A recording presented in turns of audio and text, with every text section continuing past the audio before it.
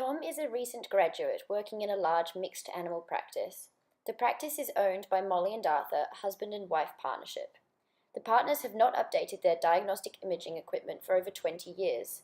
They put Tom in charge of the diagnostic imaging procedures in the practice, and Tom noticed in her review that several things the practice are doing is in breach of various licensing requirements. Tom knocks on the door, and Arthur and Molly warmly welcome her in. Tom starts off by telling them how much she has enjoyed working at the clinic and how excited she is to help the clinic reach its full potential.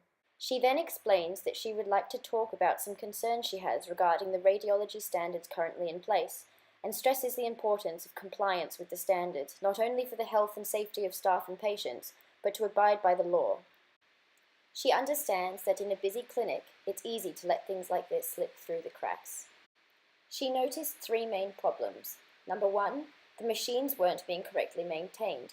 This breaches Section 3.1.22 of the Code of Practice and Safety Guide, Radiation Protection in Veterinary Medicine, 2009.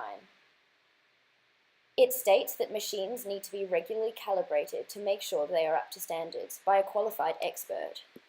Number two, the use of personal monitoring devices. This breaches Sections 2.31, 3.15 and 3.17 of the Code of Practice. Tom noticed that only one personal monitoring device was present in the clinic and was being shared amongst staff, thus meaning an accurate reading couldn't be taken. The PMDs need to be worn by anyone using the imaging machinery and must be checked every 3 months. Number three, Arthur and Molly's 17-year-old son, Fred, is regularly helping restrain animals for imaging and is being exposed to radiation. He is under the age of 18. This directly breaches Section 3.2.9 of the Code. Arthur and Molly were under the impression that as Fred's parents, they could allow him to do this. They were also unaware of how strict the requirements were. Molly raises her concerns about the costs of all of these proposed changes. Tom reinforces the importance of complying with the requirements and stresses the positive impact this will have on patients, staff, and the clinic as a whole in the long run. She also adds that she is happy to organise all of it. She will organise for the equipment to be checked and will order in the PMDs for each staff member who requires one.